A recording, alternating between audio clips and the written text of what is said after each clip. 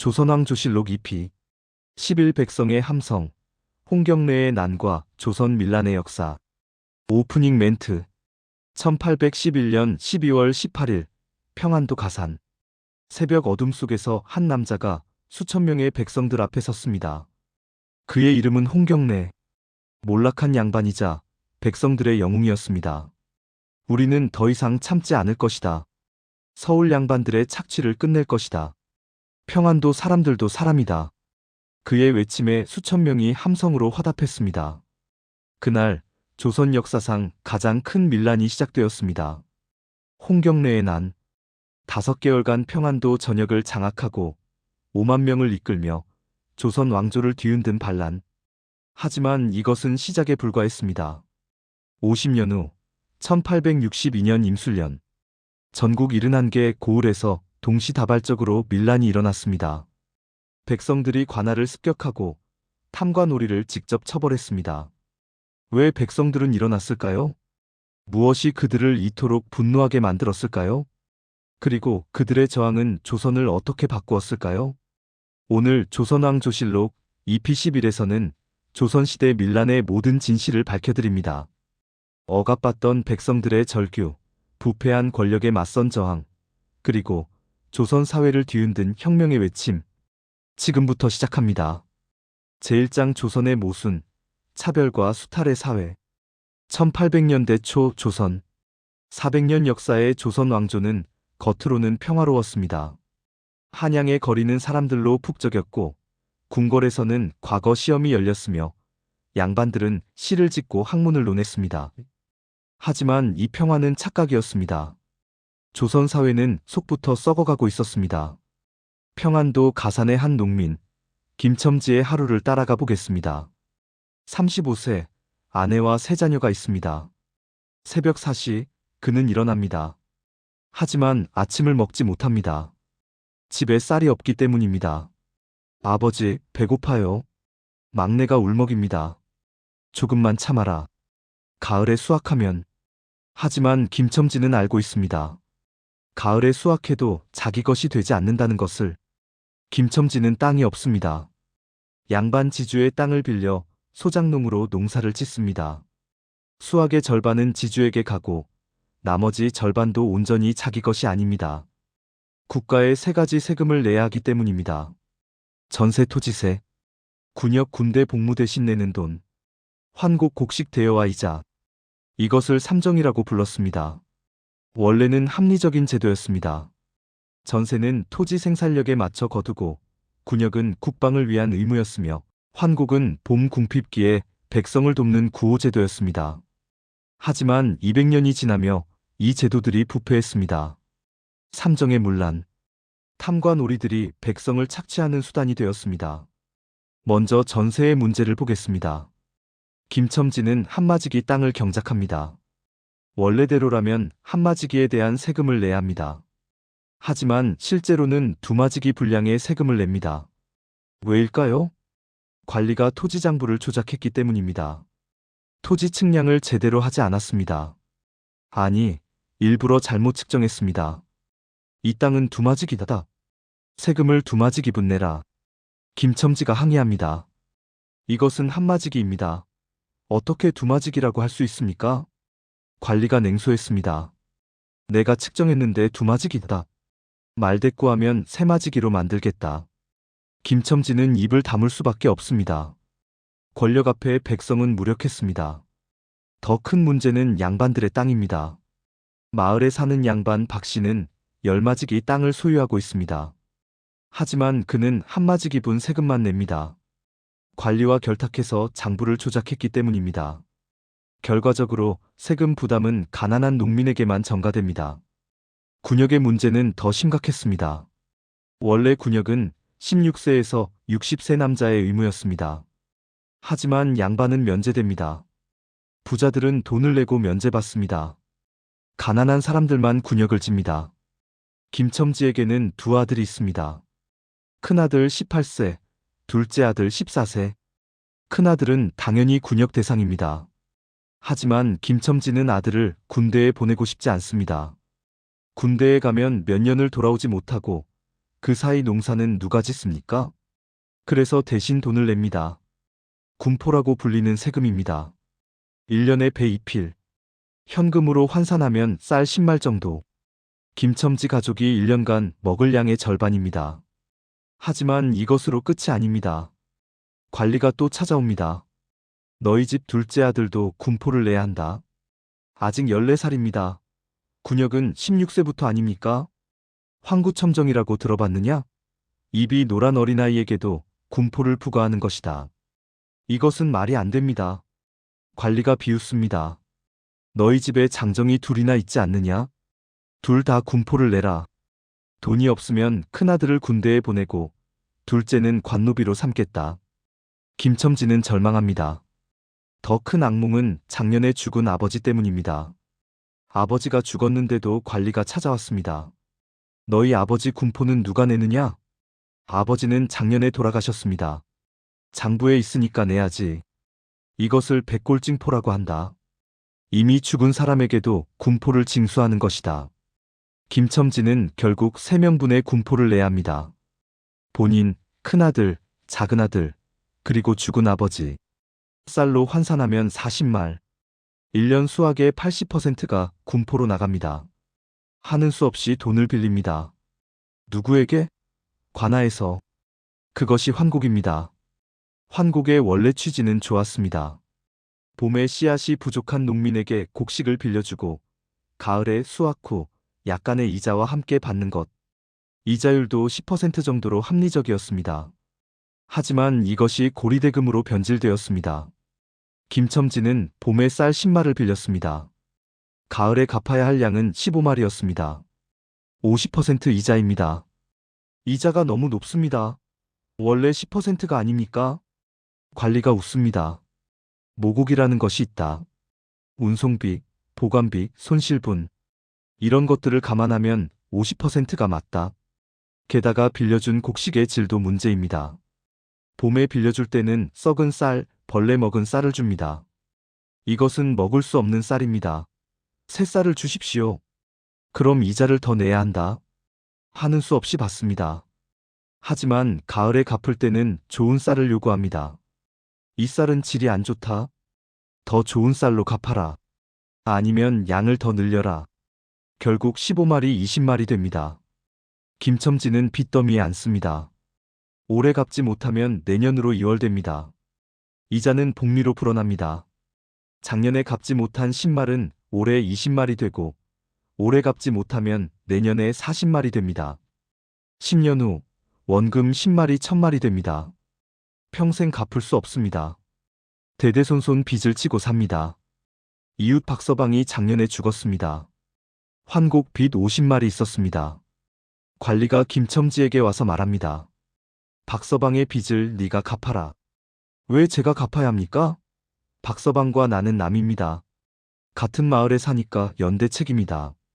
안 갚으면 너를 잡아간다. 이것이 조선 후기 백성들의 삶이었습니다. 하지만 더 큰 문제가 있었습니다. 지역 차별입니다. 조선은 서울 중심 사회였습니다. 특히 평안도와 함경도는 심하게 차별받았습니다. 서북인이라고 멸시받았습니다. 평안도는 조선에서 가장 부유한 지역이었습니다. 중국과 국경을 접해 무역이 활발했습니다. 의주는 조선 최대의 무역 도시였습니다. 인삼, 가죽, 직물이 거래되었고 상인들이 큰 돈을 벌었습니다. 광산도 많았습니다. 금, 은, 구리, 철이 풍부했습니다. 농업 생산성도 높았습니다. 대동강 유역은 곡창지대였습니다.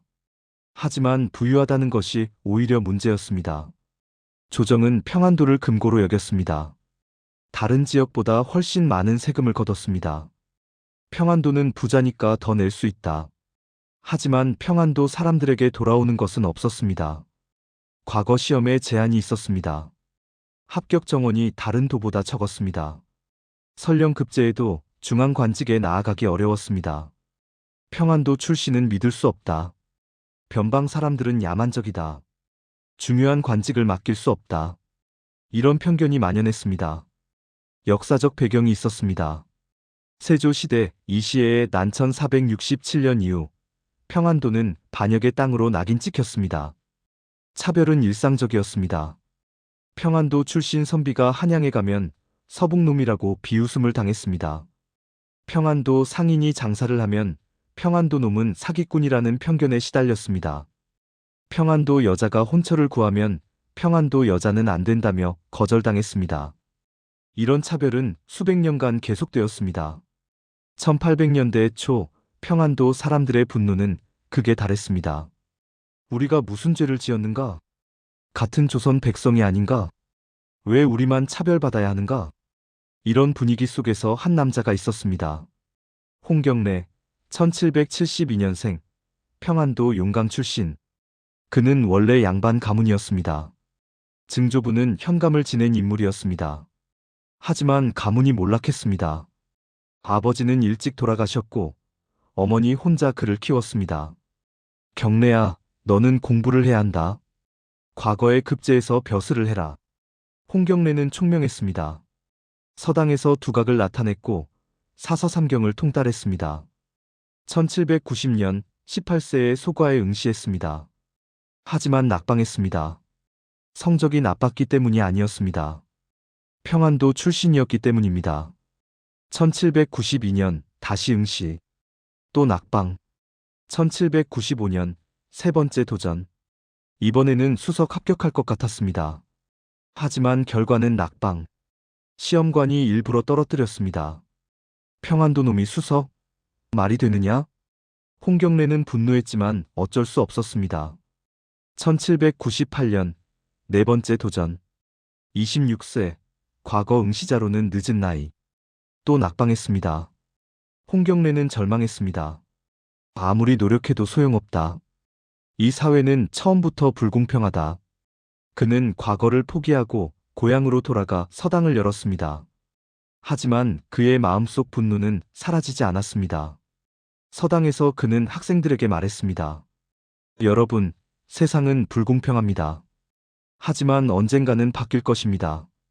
그는 책을 읽었습니다. 역사서를 탐독하며 중국 역사의 농민 반란을 연구했습니다. 진승오광의 난, 황건적의 난, 홍건적의 난. 만약 조선에서도 백성들이 일어난다면 세상을 바꿀 수 있지 않을까? 위험한 생각이었습니다. 하지만 홍경래는 멈출 수 없었습니다. 1808년 36세. 홍경래는 비밀리에 동지를 모으기 시작했습니다.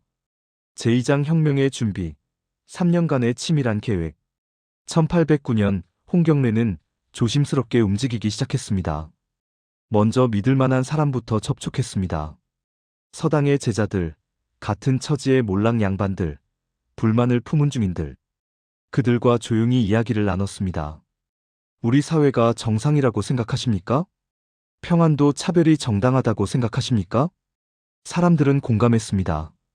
선생님 말씀이 옳습니다. 하지만 우리가 무엇을 할 수 있습니까? 홍경래는 조심스럽게 말했습니다. 만약 우리가 힘을 합친다면 변화를 만들 수 있지 않을까요? 첫 번째 동지, 우군칙. 40대의 역관이었습니다. 중국과 무역을 하며 부를 쌓았습니다. 총명하고 정보력이 뛰어났습니다. 하지만 중인이라는 신분 때문에 한계가 있었습니다. 아무리 돈이 많아도, 아무리 능력이 있어도 양반이 아니면 천대받았습니다. 홍경래는 우군칙에게 말했습니다. 형님, 이 세상은 잘못되었습니다. 능력이 아니라 신분으로 사람을 평가합니다. 우군칙은 깊이 공감했습니다. 평생 이것이 불만이었소. 경래, 자네가 길을 보여준다면 나는 기꺼이 따르겠소. 우군칙은 자금을 대기로 했고 다른 부유한 상인들도 소개했습니다. 두 번째 동지 이희저. 50대의 광산 노동자 우두머리였습니다. 평생 광산에서 일했고 동료들이 죽는 것을 수없이 봤습니다. 우리 광부들은 사람 취급도 받지 못합니다. 짐승만도 못합니다. 홍경래는 그에게 비전을 제시했습니다. 형님, 우리가 세상을 바꿉시다. 광부들도 존중받는 세상을 만듭시다. 이희저의 눈이 빛났습니다. 그런 세상이 정말 가능합니까? 가능하게 만들 것입니다. 저도 함께 하겠습니다. 수천 명의 광부들을 데려오겠습니다. 세 번째 동지, 김사용. 40대의 무인이었습니다. 무과에 급제했지만 평안도 출신이라는 이유로 변방만 전전했습니다. 평생 무시당하며 살았소. 능력이 없어서가 아니라 평안도 출신이기 때문이었소. 함께하겠소. 네 번째 동지, 김창씨. 부유한 상인이었습니다. 평안도의 무역으로 막대한 부를 축적했습니다. 하지만 상인은 아무리 부유해도 천대받았습니다. 돈은 있지만 존중받지 못합니다. 그는 반란 자금을 대기로 했습니다. 1809년 가을, 첫 번째 비밀회의. 홍경래의 집에서 핵심 5인이 모였습니다. 촛불만이 어둠을 밝혔습니다. 홍경래가 입을 열었습니다. 동지 여러분, 우리는 오늘부터 역사를 만듭니다. 그는 종이를 펼쳤습니다. 우리의 5가지 목표. 첫째, 평안도 차별을 없앤다. 과거 시험, 관직 진출에서 평등한 대우. 둘째, 삼정의 문란을 바로잡는다. 환곡 이자를 10%로 제한. 셋째, 탐과 놀이를 처벌한다. 넷째, 신분제를 개혁한다. 능력 있는 자는 신분에 관계없이 출세. 다섯째, 평등한 사회를 만든다. 침묵이 흘렀습니다. 너무나 급진적인 목표였습니다. 우군 측이 조심스럽게 물었습니다. 경례, 이것이 정말 가능하겠소? 홍경래는 단호했습니다. 가능하게 만들 것입니다. 김창씨가 물었습니다. 구체적인 계획이 있습니까? 홍경래는 또 다른 종이를 펼쳤습니다. 1단계 조직 확대 1809-1810. 평안도 전역의 비밀 조직 구축. 세포 조직으로 운영. 2단계 무기와 자금 확보 1810-1811. 광산에서 철을 구해 무기 제작. 자금 모금. 3단계 군사훈련 1811. 비밀리에 군사훈련. 4단계 거사 1811년 말. 평안도 주요 도시 동시 점령. 이희저가 물었습니다. 첫 목표는 어디입니까? 가산입니다. 우리의 본거지이고 관아가 약합니다. 가산을 점령한 후 박천, 정주, 곽산으로 확대합니다. 최종 목표는 평양입니다. 그 다음은요? 홍경래는 잠시 침묵했습니다. 한양으로 진격합니다. 모두가 숨을 죽였습니다. 우군 측이 조심스럽게 물었습니다. 우리가 왕조를 바꾼다는 말입니까? 홍경래는 고개를 저었습니다. 아닙니다. 우리는 역적이 아닙니다. 부패한 조정을 바로잡는 것입니다. 순조 임금에게 상소를 올릴 것입니다. 평안도의 차별을 없애라고. 만약 임금이 받아들인다면 우리는 무기를 내려놓을 것입니다. 김사용이 물었습니다. 만약 거부한다면요? 홍경래의 눈빛이 날카로워졌습니다. 그때는 우리가 새로운 나라를 세웁니다. 평안도를 시작으로 백성이 백성답게 사는 나라를. 여러분, 마지막으로 묻겠습니다. 정말로 함께 하시겠습니까? 지금이라도 돌아갈 수 있습니다. 우군 측이 먼저 대답했습니다. 저는 평생 중인으로 차별받았습니다. 이제는 바꾸고 싶습니다. 죽더라도 후회 없습니다. 다른 동지들도 고개를 끄덕였습니다. 끝까지 함께하겠습니다. 그들은 손을 맞잡았습니다. 운명 공동체가 된 것입니다. 1810년 초부터 본격적인 준비가 시작되었습니다. 조직 확대. 홍경래는 평안도 각지를 돌아다녔습니다. 서당 선생이라는 신분이 유용했습니다. 각 마을에서 불만을 품은 사람들을 찾았습니다. 탐과 놀이에게 피해를 본 농민, 과거에 낙방한 선비, 차별받는 중인, 억압받는 노비. 그들과 조용히 이야기를 나눴습니다. 세상이 불공평하지 않습니까? 함께 변화를 만들어 봅시다. 사람들은 공감했습니다. 하지만 두려워하기도 했습니다. 선생님, 그것은 역모입니다. 들키면 우리 모두 죽습니다. 홍경래는 설득했습니다. 지금도 우리는 죽어가고 있습니다. 굶어 죽고 세금에 눌려 죽습니다. 어차피 죽을 바에는 명예롭게 싸우다 죽는 것이 낫지 않습니까? 한 명씩 조직원이 늘어났습니다. 1년 만에 수천 명이 모였습니다. 조직은 철저히 비밀로 유지되었습니다. 세포 조직이었습니다. 한 사람은 자기가 직접 포섭한 사람만 알았습니다. 전체 조직을 아는 사람은 홍경래뿐이었습니다. 연락은 암호로 했습니다. 내일 시장에 가신다더군요는 회의가 있다는 뜻. 날씨가 좋습니다는 안전하다는 뜻. 1810년 중반부터 무기 제작이 시작되었습니다. 광산에서 철을 빼돌렸습니다. 이의저가 관리했습니다. 이 철은 농기구 만드는 데 쓴다고 보고하고 실제로는 무기를 만들었습니다. 대장간을 비밀리에 운영했습니다. 칼, 창, 화살촉을 만들었습니다. 농기구를 개조하기도 했습니다. 낫을 칼로, 괭이를 창으로, 활과 화살도 제작했습니다. 심지어 화포도 면문 확보했습니다. 김사용의 네트워크를 통해 변방 수비대에서 빼돌린 것이었습니다. 자금도 모았습니다. 우군칙과 김창씨가 중심이 되었습니다. 부유한 상인들에게 기부를 받았습니다. 새로운 세상을 만드는 데 동참하십시오. 상인들은 양반들에게 늘 무시당했습니다. 아무리 돈이 많아도 천대받았습니다. 그들은 변화를 원했습니다. 거액을 기부했습니다. 수만 양이 모였습니다. 1811년 초부터 군사훈련이 시작되었습니다. 밤에 몰래 산으로 모였습니다. 김사용이 직접 훈련시켰습니다. 전투는 힘이 아니라 전략이다. 지형을 이용하고 기습을 하면 이길 수 있다. 칼 쓰는 법, 창 쓰는 법, 진영을 짜는 법. 농민들이 병사로 변해갔습니다. 1811년 가을, 모든 준비가 거의 완료되었습니다. 조직원 1만 명 이상, 무기칼 3,000자루, 창 5,000개, 활 2,000개, 화포 5문, 자금 5만 양, 식량 1년치. 11월, 핵심 지도부가 다시 모였습니다. 동지 여러분, 드디어 때가 왔습니다. 거사일을 정합시다. 12월 18일, 겨울이 시작되는 때입니다. 관군의 움직임이 느려집니다. 모두가 동의했습니다. 홍경래는 마지막 선포문 청천록을 작성했습니다. 조선 조정은 부패했다. 평안도는 부당하게 차별받는다.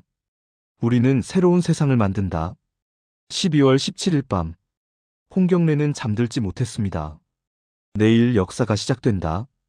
제3장 거사의 날, 가산에서 평안도 장악까지. 1811년 12월 18일, 새벽 2시. 홍경래의 집 마당에 사람들이 모여들기 시작했습니다. 어둠 속에서 조용히 하나씩 둘씩 모두 무장하고 있었습니다.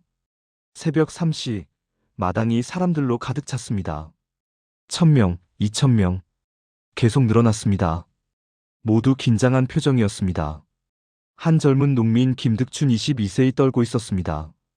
평생 양반에게 억눌려 살았고 아버지는 환곡빚을 못 갚아 옥사했습니다. 그는 복수를 꿈꿨지만 막상 이 순간이 오니 두려웠습니다. 옆에 있던 노인이 그의 어깨를 두드렸습니다. 60이 넘은 박노인이었습니다. 젊은이 두려운가? 예. 솔직히 무섭습니다. 나도 무섭네. 하지만 이것을 하지 않으면 더 무서워. 우리 손자들도 이렇게 살아야 하지 않는가? 김득춘은 고개를 끄덕였습니다. 새벽 4시 홍경래가 나타났습니다. 붉은 옷을 입고 허리에 칼을 찼습니다. 큰 바위 위에 올라섰습니다. 동지 여러분, 그의 목소리가 어둠을 갈랐습니다. 오늘 우리는 역사를 만듭니다. 400년간의 억압을 끝냅니다. 평안도의 자유를 쟁취합니다. 환호성이 터져나왔습니다. 홍경래는 청천록을 펼쳤습니다. 하늘은 공평하다. 하지만 조선 조정은 불공평하다. 평안도는 조선에서 가장 부유한 땅이다. 하지만 가장 차별받는 땅이다. 사람들이 외쳤습니다. 아니다. 우리는 더 이상 참지 않는다. 오늘부터 우리가 주인이다. 홍경래는 칼을 뽑아 하늘로 치켜들었습니다. 출발. 가산관하로. 수천 명이 일제히 움직였습니다. 새벽 4시 30분. 가산관하 도착. 관하는 잠들어 있었습니다. 김사용이 선봉에 섰습니다. 조용히 접근한다. 문을 부순다. 큰 통나무를 들고 문을 향해 돌진했습니다. 쿵, 쿵, 콰직. 문이 부서졌습니다. 돌격. 반란군이 물밀듯 쏟아져 들어갔습니다. 반란이다. 야경꾼이 소리쳤지만 즉시 제압당했습니다. 순식간에 관하장악. 가산 군수 이정현이 끌려 나왔습니다. 평소 환곡으로 백성을 착취한 악질이었습니다. 살려주시오. 홍경래가 그 앞에 섰습니다. 이정현, 네가 무슨 잘못을 했는지 모르겠다고? 1808년 너는 환곡 이자를 200%로 올렸다. 1809년 너는 박서방 가족에게 연대 책임으로 50말의 빚을 떠넘겼다. 박서방은 자살했다. 군수는 변명했습니다. 그것은 법에 따른 것이었소. 백성을 착취하는 것이 법이냐? 그런 법은 잘못된 것이다. 제발 살려주시오. 홍경래는 고개를 저었습니다. 백성들이 판단할 것이다. 백성들이 외쳤습니다. 죽여라. 군수는 즉결 처형되었습니다. 관아의 곡식 창고가 열렸습니다. 수천 석의 쌀이 쌓여 있었습니다. 이 쌀을 백성들에게 나눠주어라. 한 노파가 쌀 한 마를 받고 울었습니다. 감사합니다, 장군님. 평생 이렇게 많은 쌀을 받아본 적이 없습니다. 홍경래는 그녀의 손을 잡았습니다. 할머니, 이것은 원래 할머니 것입니다. 제가 드리는 것이 아니라 돌려드리는 것입니다. 형방에서 장부를 찾았습니다. 환곡장부, 군역장부, 전세장부. 홍경래는 이것들을 마당에 쌓았습니다. 이 장부들을 불태운다. 오늘부터 빚은 없다. 불길이 활활 타올랐습니다. 백성들은 춤을 추며 환호했습니다. 노비 문서도 찾았습니다. 홍경래는 노비들을 불러 모았습니다. 오늘부터 노비는 없습니다. 모두 자유로운 백성입니다. 노비들은 믿을 수 없다는 표정이었습니다. 홍경래는 노비 문서를 불에 던졌습니다. 노비들은 울었습니다. 한 노비가 무릎을 꿇었습니다. 장군님, 저는 함께 싸우겠습니다. 이 은혜를 목숨으로 갚겠습니다. 오전 7시 가산이 완전히 장악되었습니다. 전령이 인근 마을로 달려갔습니다. 홍경래가 거사를 일으켰다. 가산을 점령했다. 탐과 놀이를 처단했다. 곳곳에서 백성들이 일어났습니다. 박천의 농민들이 봉기했습니다. 태천의 광부들이 합류했습니다. 정주의 상인들이 지원을 약속했습니다. 반란은 눈덩이처럼 불어났습니다. 12월 19일 새벽 세 방향 동시 공격. 박천으로 2,000명 마이너스 이희저 지휘. 정주로 2,000명 마이너스 김사용 지휘. 곽산으로 1,000명 마이너스 우군칙 지휘. 박천 공격. 이희저가 이끄는 광부들이 선봉이었습니다. 새벽 5시 박천성 도착. 기습 공격으로 성문 돌파. 수비병들이 저항했지만 대부분 평안도 출신이었습니다. 우리가 왜 반란군과 싸워야 합니까? 그들은 우리를 위해 싸우고 있습니다. 한 수비병이 무기를 버렸습니다. 다른 수비병들도 따라했고 일부는 반란군에 합류했습니다. 박천성은 이 시간 만에 함락. 정주 공격. 김사용은 신중하게 접근했습니다. 정주는 평안도의 중심부에 위치한 전략적 요충지였습니다. 성문 앞에서 외쳤습니다. 정주 수비대여. 우리는 평안도 사람들입니다. 같은 평안도 사람끼리 싸울 이유가 없습니다. 성문을 열고 항복하십시오. 성벽 위에서 술렁임이 일었습니다. 밤이 되자 수십 명의 수비병이 몰래 성을 빠져나왔습니다. 우리는 더 이상 싸우지 않겠습니다. 성문을 열겠습니다. 12월 20일 새벽 성문이 안에서 열렸습니다. 정주성이 함락되었습니다. 곽산도 같은 방식으로 함락되었습니다. 12월 21일 홍경래는 정주성으로 이동했습니다. 정주를 본거지로 정하기로 결정했습니다. 대대적인 집회가 열렸습니다. 수만 명의 백성이 모였습니다. 평안도 백성 여러분, 오늘 우리는 새로운 역사를 씁니다. 서경이 부활했습니다. 천둥 같은 환호성. 홍경래는 새로운 정부를 선포했습니다. 고려 시대의 서경을 부활시킨 것입니다. 행정 조직을 만들었습니다. 병조 마이너스 김사용, 호조 마이너스 김창시, 형조 마이너스 우군칙, 공조 마이너스 이희저. 신분에 관계없이 능력으로 관리를 선발했습니다. 평민도 관리가 되고 노비 출신도 장군이 되었습니다. 새로운 법률을 공포했습니다. 제1조 모든 백성은 평등하다. 제2조 백성을 해치는 자는 엄벌한다. 제3조 능력 있는 자는 출세한다. 제4조 세금은 공정하게 거둔다. 환곡 이자는 10%로 제한한다. 백성들은 감격했습니다. 12월 말까지 반란군은 평안도 남부 대부분을 장악했습니다. 가산, 박천, 정주, 곽산, 선천, 철산, 태천. 반란군의 수는 5만 명을 넘어섰습니다. 하지만 평양은 함락시키지 못했습니다. 1월 25일, 홍경래는 평양성을 포위했습니다. 하지만 직접 공격은 피해가 컸습니다. 포위만 하고 기다리자. 이것이 실수였습니다. 시간을 주면 조정이 대응할 수 있었습니다. 좋아요, 구독 유도. 홍경래의 반란군이 파죽지세로 평안도를 장악하는 모습을 보셨습니다. 불과 2주 만에 거대한 세력으로 성장했습니다.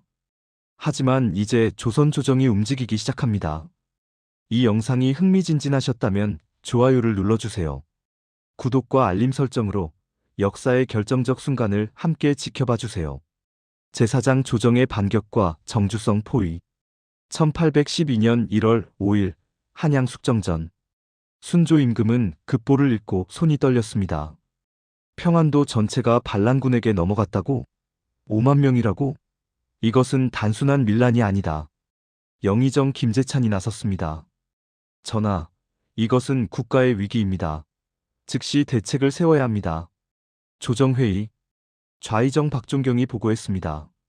전하, 반란의 규모가 상상을 초월합니다. 홍경래라는 자가 지도자입니다. 몰락 양반 출신으로 매우 총명하다고 합니다. 그는 평안도 차별과 삼정의 문란을 명분으로 삼고 있습니다. 순조가 물었습니다. 그들의 요구가 무엇인가? 평안도 차별 철폐, 삼정 개혁입니다. 순조는 침묵했습니다. 사실 그도 알고 있었습니다. 평안도가 부당하게 차별받고 있다는 것을, 삼정이 문란하다는 것을. 하지만 개혁은 쉽지 않았습니다. 우의정 이시수가 나섰습니다. 전하, 그들의 요구를 들어줄 수 없습니다. 만약 들어주면 다른 지역에서도 반란이 일어날 것입니다. 순조는 고민했지만 결정을 내렸습니다. 토벌군을 즉시 편성하라. 1월 10일, 토벌군 편성. 총사령관 박종경 60세, 부사령관 이현유와 정약종. 모두 문관 출신이었습니다. 병력은 전국에서 차출했습니다. 경기도 5천, 충청도 5천, 황해도 5천. 총 1만 5천 명. 하지만 문제가 많았습니다. 훈련 부족 마이너스 대부분 징집된 농민들. 낡은 무기 마이너스 200년간 큰 전쟁이 없었기 때문. 낮은 사기. 왜 우리가 평안도까지 가야 합니까? 1월 20일 토벌군이 한양을 출발했습니다. 느리게 움직였습니다. 하루 30리약 12km. 2월 15일 토벌군이 평양에 도착했습니다. 평양성은 아직 포위되어 있었지만 함락되지 않았습니다. 박종경은 전략을 짰습니다. 먼저 평양 포위를 풀고 반란군을 격퇴한 후 정주성을 공격한다. 2월 18일 평양 해방작전. 토벌군 1만 5천 명이 평양을 포위한 반란군을 공격했습니다. 조총 사격이 쏟아졌습니다. 홍경래는 급히 명령했습니다. 후퇴한다. 정주성으로 철수한다. 반란군은 질서정연하게 후퇴했습니다. 평양 포위가 풀렸습니다. 박종경은 기뻐했습니다. 반란군이 도망쳤다. 곧 진압할 것이다. 하지만 홍경래는 전략적으로 후퇴한 것입니다. 2월 20일 홍경래는 정주성으로 돌아왔습니다. 핵심 지도부를 소집했습니다. 동지들, 이제 진짜 전쟁이 시작됩니다. 정주성을 우리의 최후 보루로 삼겠습니다. 김사용이 물었습니다. 토벌군이 정주성을 공격할 것입니다. 어떻게 막겠습니까? 홍경래는 지도를 펼쳤습니다. 정주성은 천혜의 요새입니다. 성벽이 높고 견고합니다. 식량도 1년치가 있습니다. 우리가 성을 지키면 토벌군은 함락시킬 수 없습니다. 성방어를 강화했습니다. 성벽 보수, 대포 배치, 화약 비축, 식량 점검, 의료시설 준비. 2월 25일 토벌군이 정주성 앞에 도착했습니다. 박종경은 성을 바라보며 한숨을 쉬었습니다. 저 성을 어떻게 함락시킨단 말인가. 부하 장수들도 우려했습니다. 직접 공격하면 피해가 클 것입니다. 포위하여 굶겨 죽이는 것이 나을 것 같습니다. 박종경은 결정했습니다.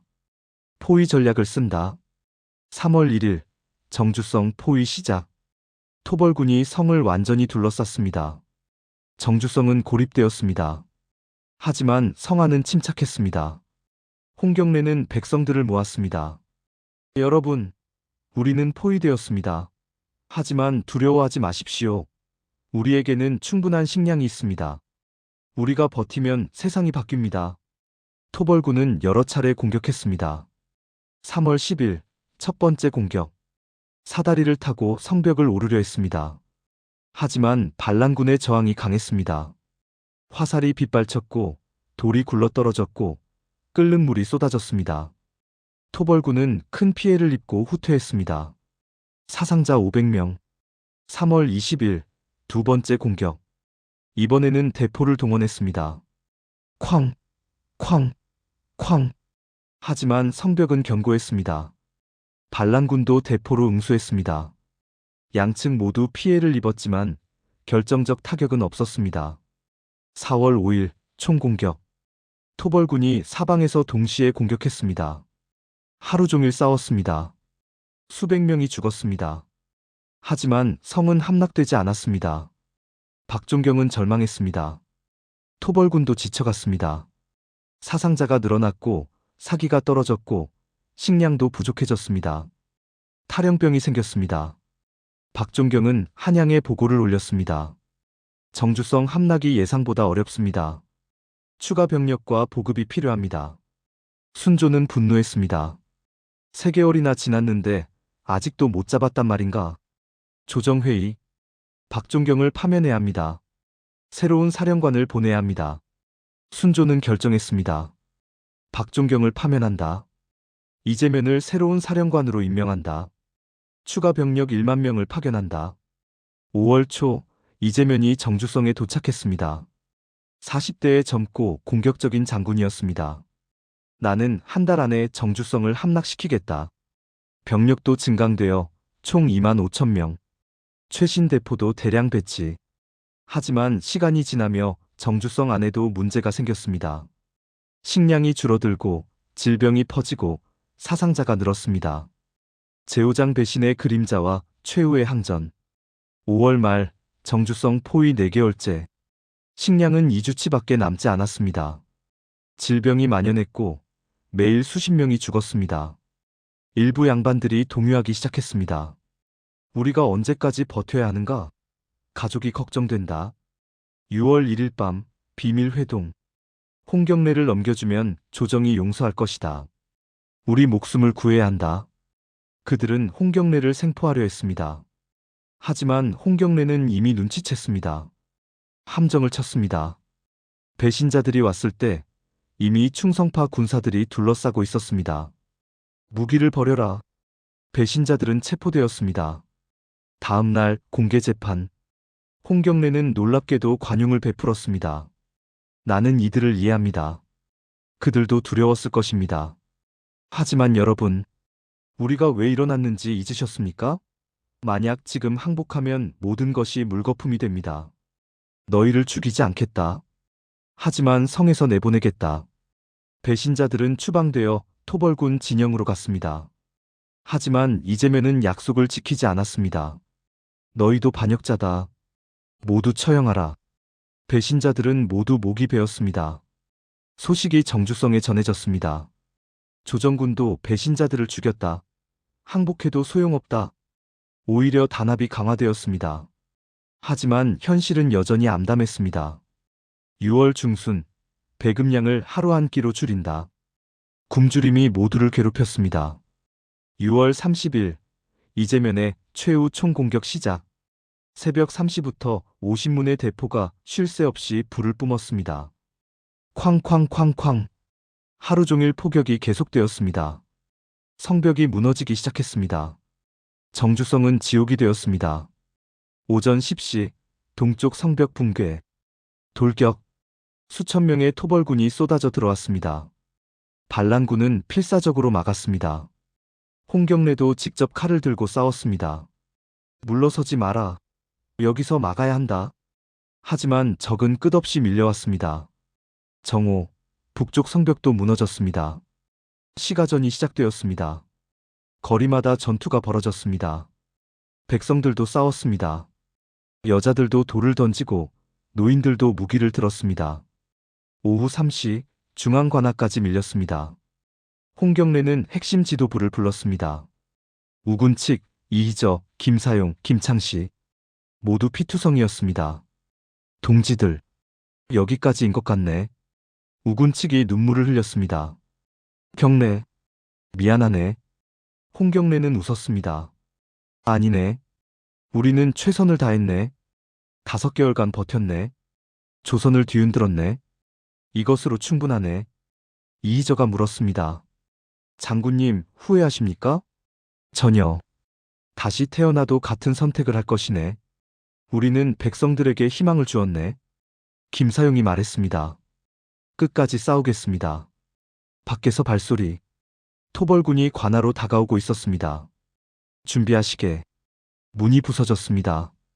최후의 전투가 벌어졌습니다. 지도자들은 하나씩 쓰러졌습니다. 김창시, 이희저, 우군칙, 김사용. 마지막으로 홍경래만 남았습니다. 온몸이 상처투성이었습니다. 항복하라. 홍경래는 웃었습니다. 나는 항복하지 않는다. 그가 마지막으로 칼을 휘둘렀습니다. 토벌군의 칼이 그를 관통했습니다. 홍경래가 쓰러졌습니다. 그의 마지막 생각. 우리는 졌다. 하지만 헛되지 않았다. 언젠가 평등한 세상 반드시 온다. 1812년 7월 1일 오후 4시 홍경래 전사 나이 40세 정주성 완전 함락 5개월간의 항전이 끝났습니다. 제육장 피해 보복과 임술 농민 봉기 7월 2일 정주성은 지옥이 되었습니다. 순조의 명령 반란 가담자 모두 처벌하라. 토벌군은 가차 없었습니다. 수천 명이 죽었습니다. 남자, 여자, 아이들. 연좌제로 3대를 멸했습니다. 홍경래의 시신은 능지처참. 사지를 찢는 잔혹한 형벌. 시신은 각지에 효수되었습니다. 지도자, 가족들은 모두 노비가 되었습니다. 평안도 전체가 숙청되었습니다. 무고한 백성들도 평안도 출신이라는 이유로 처벌받았습니다. 경제적 피해도 막대했습니다. 더 큰 문제는 차별의 강화. 평안도 사람들은 반역자다. 과거 시험 제한 강화, 관직 진출 차단, 이동 제한.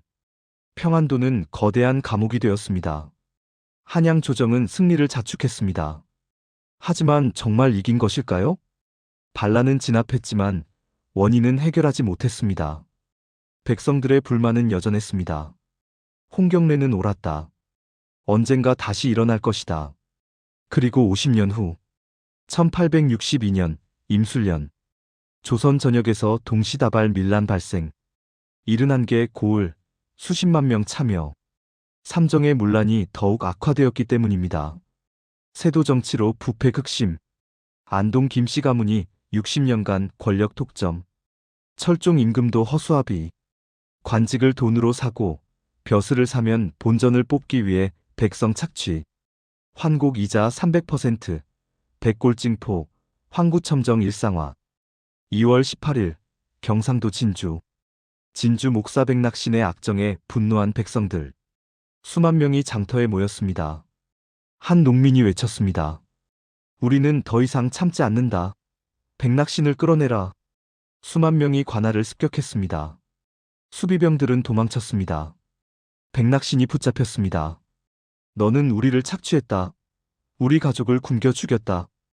백낙신은 곤장을 맞았습니다. 백성들이 직접 형벌을 가했습니다. 곡식 창고가 열렸습니다. 이것은 우리의 것이다. 돌려받는다. 노비 문서도 불태웠습니다. 세금 장부도 불에 던졌습니다. 진주 밀란의 성공 소식이 전국으로 퍼졌습니다. 3월 단성, 4월 익산, 5월 공주, 6월 수원, 7월 원주, 8월 해주. 전국이 밀란의 불길에 휩싸였습니다. 패턴은 비슷했습니다. 장날 집결 관하 습격 탐관오리 처벌 곡식 분배 문서 소각. 조직적이면서도 비폭력적. 탐관오리만 처벌. 일반인은 해치지 않음. 철종 임금은 패닉 상태. 전국에서 밀란이 일어났다.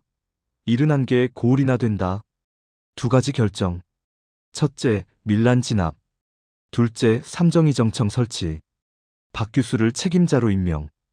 그는 전국을 돌며 실태조사. 철종에게 보고했습니다. 전하, 백성들의 불만이 크게 달했습니다. 삼정이 완전히 무너졌습니다. 즉시 개혁해야 합니다. 그렇지 않으면 더 큰 반란이 일어날 것입니다. 철종은 개혁을 명령했습니다. 환곡 이자 10% 제한, 군역 공정 부과, 전세 합리화. 하지만 실효성이 없었습니다. 기득권의 저항, 양반들과 관리들이 반대. 환곡 이자를 10%로? 그럼 우리는 어떻게 먹고 사나? 몇 달 후 모든 것이 원래대로. 백성들은 실망했습니다. 역시 조정은 변하지 않는다. 밀란은 강경 진압되었습니다. 지도자들을 체포하고 처형했습니다. 하지만 불씨는 살아남았습니다. 30년 후 1894년 동학농민운동. 전봉준이 이끈 수십만 농민. 사람이 하늘이다. 평등한 세상을 만들자. 홍경래의 정신이 계승되었습니다. 비록 결국 진압되었지만 조선 왕조를 무너뜨리는 계기가 되었습니다. 제7장 역사의 교훈 8300-9500. 조선 후기 밀란이 우리에게 주는 교훈은 무엇일까요? 첫째, 억압은 결국 저항을 낳는다. 아무리 강력한 권력도 백성을 계속 억압할 수 없습니다. 홍경래의 난, 임술농민봉기, 동학농민운동. 역사는 이것을 증명합니다. 둘째, 개혁 없이는 안정도 없다. 조선 조정은 진압만 했고 원인을 방치했습니다. 결과는 더 큰 밀란. 50년마다 반복된 악순환. 진정한 안정은 개혁에서 나옵니다. 셋째, 밀란은 사회 변화의 원동력이다. 비록 모두 진압되었지만 헛되지 않았습니다. 신분제가 동요하고 평등 사상이 확산되었습니다. 1894년 가보개혁으로 신분제 폐지. 이것은 밀란의 결과였습니다. 넷째, 리더십의 중요성. 홍경래는 명분, 조직력, 전략을 갖췄습니다. 무엇보다 백성을 사랑했습니다. 배신자도 용서했습니다. 진정한 리더는 백성을 위합니다. 다섯째, 단결의 힘. 신분을 초월한 단결. 양반, 중인, 상민, 노비가 하나 되었습니다. 5만 명의 힘, 5개월의 항전. 여섯째, 역사는 반복된다. 조선의 패턴 압제 불만 폭발 진압, 더 큰 압제, 더 큰 폭발. 근본 문제를 해결하지 않으면 악순환은 계속됩니다. 일곱째, 희생의 의미. 수만 명이 죽었습니다. 왜? 더 나은 세상을 위해. 그들이 꿈꾼 세상은 실현되었습니다. 신분제 폐지, 평등 사상 확산, 민주주의. 오늘날 우리의 자유와 평등은 그들의 희생 위에 있습니다. 여덟째, 희망을 잃지 말라. 홍경래는 졌지만 정신은 살아남았습니다. 역사는 느리지만 포기하지 않으면 변화가 옵니다. 홍경래가 꿈꾼 평등한 사회는 그가 죽은 지 100년 후에 실현되었습니다. 오늘날 우리는 어떻습니까? 대한민국은 민주주의 국가. 신분제 없음, 법 앞에 평등. 하지만 여전히 불평등이 있습니다. 경제적 불평등, 교육기회 불평등, 지역성 차별. 우리는 조선의 교훈을 기억해야 합니다. 불평등을 방치하면 사회는 불안해집니다. 지속적 개혁이 필요합니다. 그리고 기억해야 합니다. 홍경래와 이름 없는 농민들을, 그들의 희생을 감사하고 그 정신을 이어가야 합니다. 불의를 보면 침묵하지 말고 불평등을 보면 외면하지 말아야 합니다. 우리 자리에서 할 수 있는 일을 해야 합니다. 이것이 그들이 남긴 유산입니다. 좋아요, 구독 유도. 긴 여정이었습니다. 홍경래의 난부터 임술농민봉기까지 조선 후기 밀란의 역사를 함께 살펴보았습니다. 이들의 희생이 헛되지 않기를 바랍니다. 이 영상이 의미 있었다면 좋아요를 눌러주세요. 구독과 알림 설정으로 더 많은 역사 이야기를 함께 해주세요. 엔딩 마이너스 마무리 멘트. 조선왕조실록 EP11 조선 밀란의 역사를 마칩니다. 홍경래의 난 1811년 12월 18일부터 1812년 7월 1일까지 5개월간의 항전, 5만 명의 참여, 수만 명의 희생. 홍경래는 패배했습니다. 하지만 그 꿈은 죽지 않았습니다. 평등한 세상. 50년 후 임술농민봉기, 30년 후 동학농민운동. 같은 꿈이 계승되었습니다. 비록 모두 진압되었지만 조선을 변화시켰습니다. 1894년 갑오개혁 신분제 폐지. 1948년 대한민국 모든 국민은 법 앞에 평등하다. 홍경래가 꿈꾼 세상이 136년 만에 실현되었습니다. 오늘날 우리가 누리는 자유와 평등은 그들의 희생 위에 세워진 것입니다. 우리는 기억해야 합니다. 다음 회에서 다시 만나요. 감사합니다.